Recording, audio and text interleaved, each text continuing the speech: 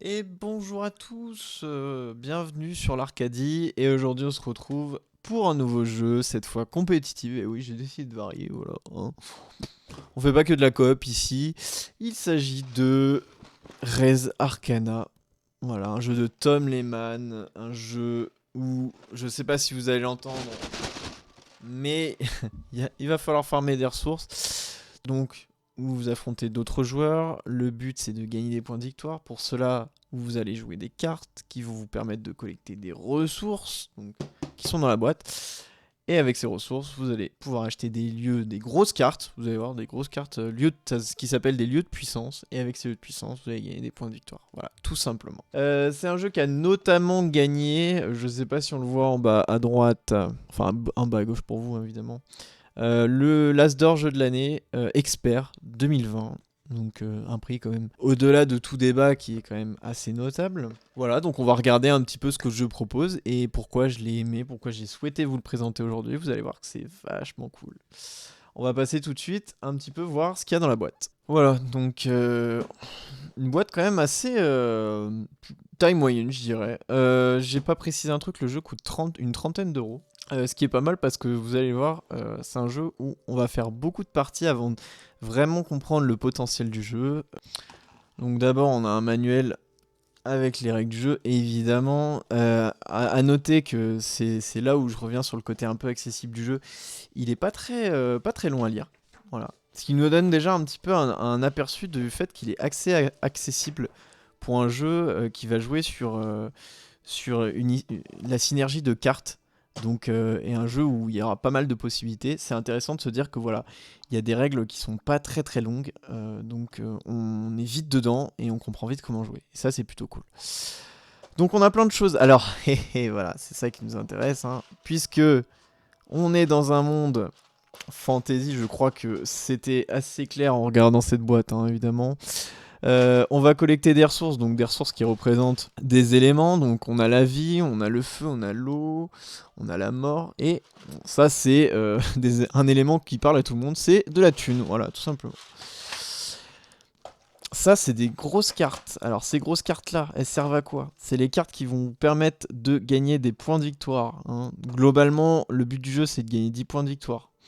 Donc ces cartes, vous avez vu, en bas, elles donnent un certain nombre de points de victoire. Donc le but, ça va être de les acheter grâce, on va dire, aux ressources qui sont à gauche. Donc ça, c'est le coût de ces cartes.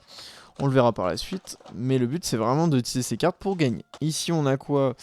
On a un jeton premier joueur. Donc voilà, si vous l'avez, vous gagnez un point de victoire. Ici, on a des objets magiques. Vous allez voir, ça, c'est une petite mécanique du jeu. Donc voilà, qui sont assez épais. Le matériel est de bonne qualité. J'aime beaucoup les cartes, les grosses cartes lieux de puissance. Je les trouve vraiment. Ah oui, elles sont recto verso, hein. Il y a deux lieux de puissance. Il y a un lieu jour et un lieu nuit. Voilà, je les trouve vachement cool. Très très belle DA, hein. Déjà, je pense que vous pouvez le voir d'ores et déjà. Et enfin, le cœur de ce qui nous intéresse, c'est bien sûr les cartes. Un bon paquet de cartes, hein. Mais vous allez voir, il n'y a pas énormément de cartes dans le jeu, mais il y a tellement de choses à faire avec que bah finalement en fait ça fait encore plus de on va dire de contenu qui n'en a l'air. Donc on va pas traîner, hein. C'est un jeu qui va être beaucoup au niveau du matériel, c'est très simple, hein. Alors c'est vrai que bon, on se dit pour une trentaine d'euros, bon, c'est quand même un coup. Heureusement que je vous dis, il y a quand même une épaisseur. Je pense que c'est vraiment surtout ces composants-là, hein, qui font le prix du jeu. Parce qu'il y en a beaucoup qui sont, voilà, ils sont d'une certaine qualité. Donc c'est ça qui va composer le prix du jeu en réalité. Mais bon, moi je vous dis, ça les vaut, hein. Mais on va dire que je pense que vous allez vous en persuader en regardant les règles avec moi. Voilà, à tout de suite. Donc voilà la mise en place un petit peu que l'on peut faire pour le jeu, hein. Donc vous voyez, encore une fois, c'est un jeu qui prend pas énormément de place sur la table. Donc c'est plutôt une bonne chose, hein. Encore une fois, ça le rend, on va dire, ça le rend facilement transportable. Qu'est-ce qu'on a déjà de posé sur la table? On a donc les lieux de puissance dont je vous avais parlé quand on a déballé la boîte.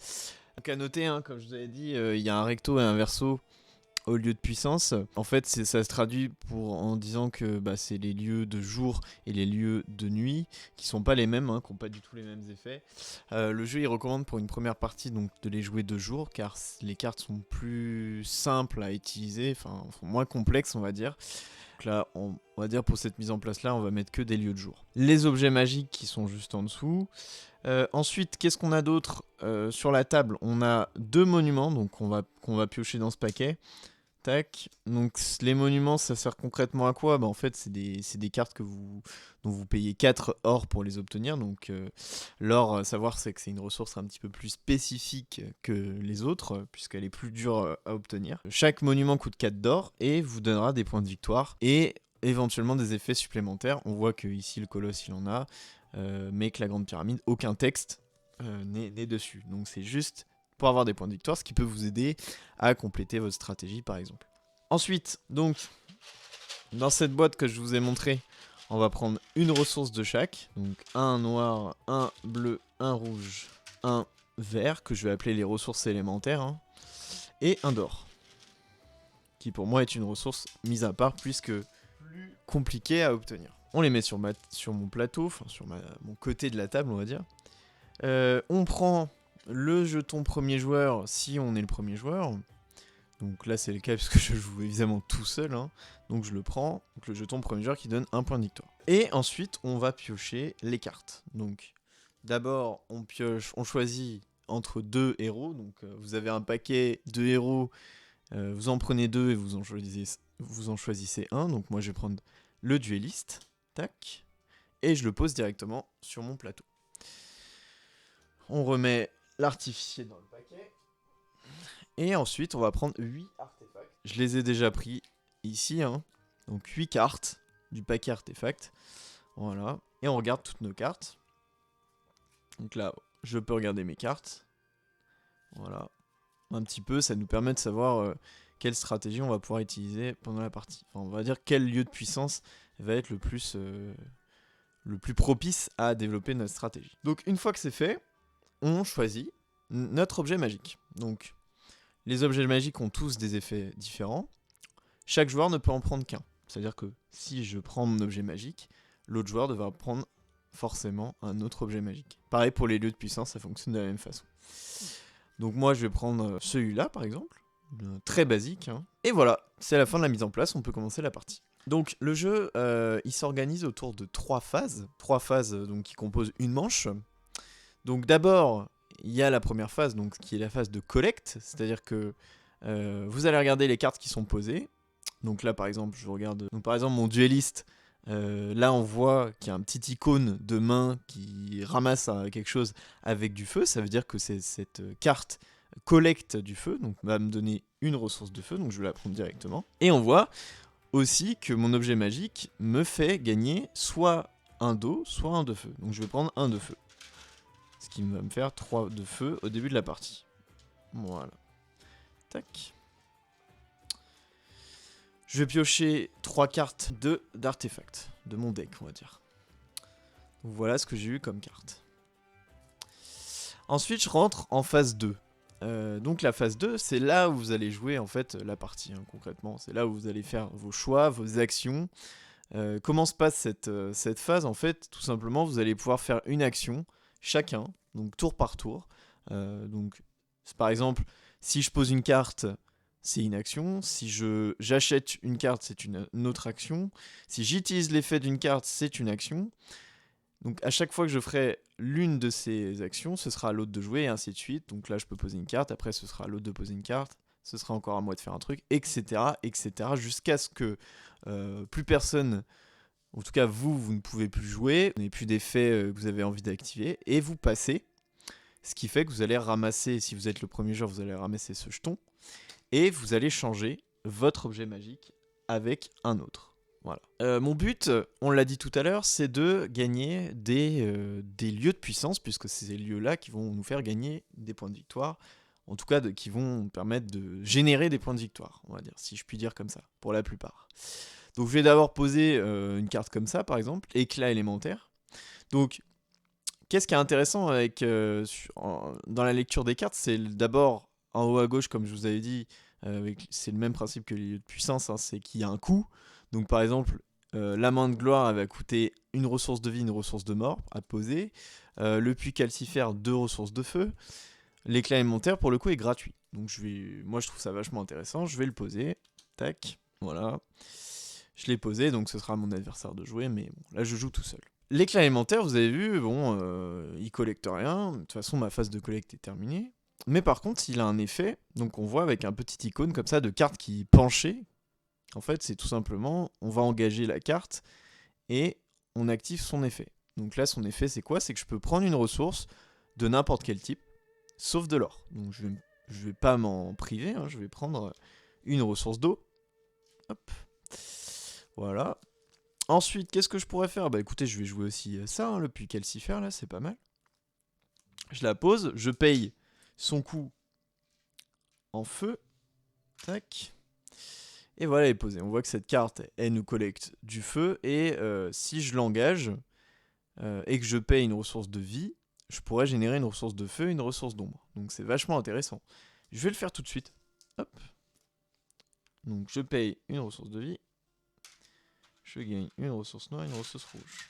Voilà. Et j'ai aussi ça là, main de gloire. Bon, ça, je peux pas la jouer puisque vous avez vu, j'ai pas assez de ressources de vie qui est nécessaire pour la poser. Donc je peux faire quelque chose qui est plutôt pas mal. C'est que je peux la défausser. Et si je la défausse, j'aurai 2 choix. Soit je prends 2 ressources élémentaires de mon choix. Par exemple, je pourrais prendre une ressource bleue et une ressource rouge. Ou je prends un d'or. Puisqu'on a dit, l'or est un petit peu plus de valeur dans le jeu que les ressources élémentaires. Donc moi, je vais décider de prendre 2 ressources de vie, par exemple. Hop. Et du coup, je la défausse. Voilà, j'ai rien d'autre à faire de mon tour, donc je vais terminer mon tour et changer mon objet magique. Je vais prendre celui-là. Voilà. Il me convient très bien. Une fois que j'ai passé, on arrive, ou pas, en phase 3, qui est le contrôle de victoire. C'est-à-dire que là, imaginons, je suis à 10 points, j'ai 10 points de victoire, on va dire, dans tout mon côté de jeu. Je peux faire un contrôle, c'est-à-dire qu'on vérifie si je peux gagner la partie. Donc si j'étais le seul à 10, bah évidemment je gagnerais. Mais si je le fais et que quelqu'un si je contrôle la victoire mais que quelqu'un a plus, bah forcément je vais perdre, hein. Ça c'est certain. Là on voit que je peux pas contrôler la victoire forcément puisque je n'ai même pas un seul point de victoire. Ah si, j'ai celui du jeton. Donc je désengage toutes mes cartes. Et on est reparti pour un tour. Et je vais collecter mes ressources. Je prends une ressource de vie, une ressource de feu, hop, et une autre ressource de feu puisque mon puits calcifère me génère une ressource de feu. Et je pioche une carte. J'ai oublié de le faire au tour d'avant, mais dès que vous avez fini votre tour et que vous avez échangé votre objet magique, il faut piocher une carte. Fontaine de jouvence. Donc là, moi, l'idée, là, ça va être de... Bon, j'ai quelques cartes de posée qui me génèrent de ressources. L'idée, ça va être d'acheter le plus rapidement possible un lieu de puissance, puisque n'oubliez pas que si je l'achète pas, quelqu'un risque de me le prendre, et donc je serai un peu dans la merde. Donc je vais me dire, tiens, je veux acheter le repère des dragons là-bas. Donc comment je vais faire donc il me faut 3 ressources de feu, 3 ressources de vie, 3 ressources d'eau et 3 ressources noires. Bah là on voit que j'ai 3 ressources de feu, il va me manquer une ressource d'eau et il va me manquer une ressource de mort. Voilà. Mais sinon la vie je l'ai. Donc rien de plus simple, hein, je vais défausser cette carte, hop, ce qui va me donner une ressource d'eau et une ressource de mort. Voilà. Et ensuite, je vire toutes ces petites ressources-là. Et là, je peux obtenir mon repère des dragons. Voilà. Incroyable. Je vais le mettre là. Donc, le repère des dragons, qu'est-ce qu'il fait? Qu'est-ce qu'on lit sur la carte? Donc, on peut placer des dragons qui sont des créatures pour moins cher. On peut l'engager pour gagner instantanément 2 d'or. Donc, ce qui est intéressant si vous voulez acquérir des monuments. Hein. Et où je peux l'engager et engager aussi un dragon si j'en ai un de posé, et je vais gagner 2 d'or, mais sur la carte. Et oui, car ça c'est une mécanique du jeu, c'est que vous pouvez poser des ressources sur une carte. On voit qu'ici, je vais gagner 1 point de victoire par or sur la carte. Donc à chaque fois que je vais engager la carte avec un dragon, je gagnerai 2 points de victoire, puisque j'aurai 2 ressources dessus. Voilà. Donc c'est comme ça qu'on gagne, il y a beaucoup de lieux de puissance qui fonctionnent comme ça. Vous posez des ressources dessus grâce à l'effet de la carte et c'est ce qui vous fait gagner des points de victoire. Donc à chaque tour, vous allez pouvoir en accumuler. Par exemple, j'utilisais l'effet du dueliste, donc ce qui est de l'engager avec une ressource noire. Donc on va dire que j'en ai une. Hein.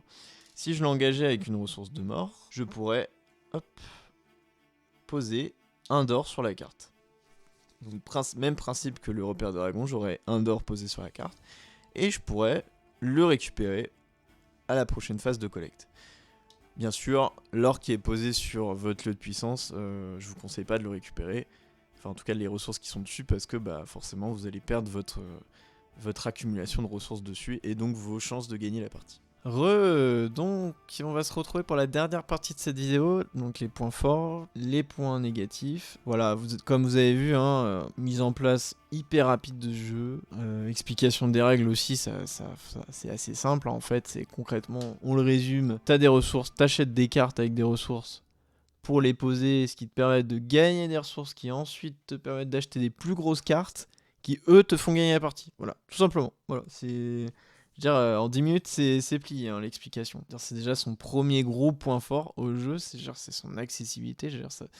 Vous pouvez, en 10 minutes, c'est plié. Hein, vous avez expliqué le principe du jeu, comment ça joue. Je pense notamment que c'est pour ça qu'il a gagné son appellation As d'or, hein, à mon sens. C'est que c'est un jeu qui marche très bien et qui n'a pas besoin d'avoir vraiment une longue mise en place. C'est pas un jeu très compliqué à expliquer. Et par contre, ce qui nous amène à son deuxième point fort pour moi, c'est qu'en fait, il est hyper intéressant, hyper complexe. Pour moi, c'est vraiment le jeu typique easy to play, hard to master. Hein. C'est-à-dire que c'est très simple de le jouer, mais pour pouvoir faire des dingueries sur le jeu, il vous va falloir quelques games et vous pouvez faire des choses très intéressantes, puisqu'en fait, grâce à la synergie des cartes, grâce à tout ce que le jeu propose, les objets magiques, les monuments, les lieux de puissance, il y en a certains qui sont vraiment super intéressants à utiliser. Enfin, vous avez plein d'outils à votre disposition pour gagner la partie le plus vite possible et générer un max de ressources. Et je pense que c'est vraiment le gros point fort du jeu, c'est cette couverture de complexité cachée sous une accessibilité qui est quand même réelle. Voilà. Troisième point, c'est, je pense que vous l'avez vu quand même au cours de la vidéo, c'est vraiment l'ADA que je trouve... c'est magnifique, les cartes sont magnifiques. Je vous en montrer quelques-unes. Moi, je suis complètement fan de cette espèce d'univers fantasy là. Ça marche hyper bien. C'est hyper sympa. L'artiste, franchement, je dis GG à lui parce que il a fait un taf de fou. Je le mets en point fort parce que, d'habitude, voilà, je pense que la DA des jeux c'est très important et clairement. Une bonne DA, ça donne envie d'ouvrir une boîte de jeux, ça donne envie de regarder, de s'y intéresser. Et là, franchement, c'est le cas, donc je suis obligé de le mettre comme point positif, c'est certain. Un truc que j'ai pas dit avant, c'est que le jeu se joue 2 à 4 joueurs. Sachant que le jeu, pour moi, n'a pas vraiment le même intérêt que l'on joue à 2, à 3 ou à 4. Clairement, pour moi, c'est un jeu qui est fait pour 2 ou 3 joueurs. Pas pour les mêmes raisons. Mais 4 joueurs, c'est un peu compliqué. Parce que pourquoi je dis ça, c'est parce que y a 5 lieux de pouvoir. 4 joueurs, le 4e joueur, celui qui est le moins rapide, clairement, il va pas pouvoir faire grand chose de la game. Généralement, les 3 lieux de pouvoir les plus intéressants vont partir dans les mains des autres joueurs. Et voilà, il va pas trop s'amuser. C'est ce que moi j'ai pu remarquer avec mes potes sur BGA. À 3 joueurs, par contre, ça marche hyper bien. On a un 3e joueur qui peut éventuellement jouer en backstage, on va dire, jouer des dragons, par exemple, les dragons qui vont donc gérer une approche. Ils vont gêner les autres joueurs en leur retirant des ressources, en les attaquant directement sur leurs ressources. Et il va falloir se protéger ou sinon payer des coûts de ressources. Ça amène... Le premier point négatif pour moi, c'est que je trouve ça un petit peu dommage qu'il n'y ait pas plus d'interaction. C'est-à-dire qu'on va juste ralentir les autres. C'est-à-dire que vous allez pouvoir prendre un petit objet magique que l'autre veut, voilà, parce que vous avez passé avant et que vous avez chopé l'objet magique. Vous allez pouvoir prendre un lieu de puissance, le counter un petit peu. Voilà, vous allez pouvoir balancer vos dragons pour retirer quelques ressources. Prendre le jeton premier joueur. Ce qui fait que par exemple un mec à 9 va pas pouvoir gagner la partie. Voilà, vous allez pouvoir faire quelques petits trucs comme ça, mais rien de bien méchant. Et c'est dommage parce que Je pense qu'il y aurait eu moyen de faire plus que ralentir les gens, un petit peu plus les gêner, ça aurait été sympa. Un autre point négatif, et celui-là pour moi il est un petit peu plus important, c'est qu'il y a quand même une grosse disparité entre les cartes, entre la puissance de certaines cartes, à tel point que je pense que établir une tier list à ce stade est quand même de rigueur. Nous on en a fait une après quelques games, je vais vous la diffuser maintenant sur l'écran. Il y a certains lieux de pouvoir, tu les vois, tu les achètes, il y a certaines cartes, t'es pas du tout heureux de les avoir. Il y en a d'autres, bah t'es trop content parce que t'as tout le temps envie de les avoir. Donc voilà, c'est un peu dommage. Je dis pas que toutes les cartes ne servent à rien. Enfin, il y a certaines cartes qui ne servent à rien, mais clairement, il y en a certaines qui vont être très très compliquées à jouer, alors que d'autres, bah ouais, quand tu les as, c'est un peu les vacances, quoi. Voilà pour Res Arcana, donc bah clairement, il a pas volé son petit prix, hein, l'As d'or. Hein. Franchement, c'est un jeu. Moi, je veux dire, je passe mes soirées dessus là depuis quelques jours. Étrangement d'ailleurs, parce qu'en fait je l'ai acheté depuis un moment, mais j'avais pas forcément des gens avec qui jouer. Mais sur BGA il est disponible. Et franchement c'est un pur plaisir. En fait c'est typiquement le jeu où première partie que vous allez faire, ouais bon, c'est ok quoi. On joue des cartes, on collecte des ressources, on y va à notre rythme quoi. Plus ça avance, plus tu découvres des combos, tu peux faire des trucs. Mais ça va super vite. D'un coup tu collectes un max de trucs. Et t'es déjà à 10 points de victoire, t'es en mode bah ouais, ça fait 4 tours que je joue et je suis déjà à 10 quoi. Et c'est ça, c'est de créer un système de génération de ressources qui fonctionne hyper bien, qui optimise tout. Et c'est là toute la richesse du jeu en fait. C'est vraiment génial. Et chaque game, chaque fois qu'on recommence une game, on se dit bon, je vais faire quoi et c'est top. Voilà, rien que pour ça, le jeu, il mérite vraiment pour une trentaine d'euros, honnêtement. Laissez-vous tenter quelques parties. Restez pas sur une seule partie, parce que c'est un jeu qui a vraiment une richesse cachée à proposer. Et voilà, après quelques parties, vous allez peut-être ou pas, hein, ça dépend des goûts et des couleurs, mais découvrir un potentiel assez énorme, quoi. Voilà, je vous remercie d'avoir suivi cette vidéo une nouvelle fois. Je vous invite à rejoindre le Discord pour savoir un petit peu le nom du jeu de la prochaine vidéo et discuter un peu ce que vous avez pensé du jeu présenté aujourd'hui. N'hésitez pas à mettre un petit pouce bleu, un petit commentaire et on se retrouve pour la prochaine vidéo. Allez, salut!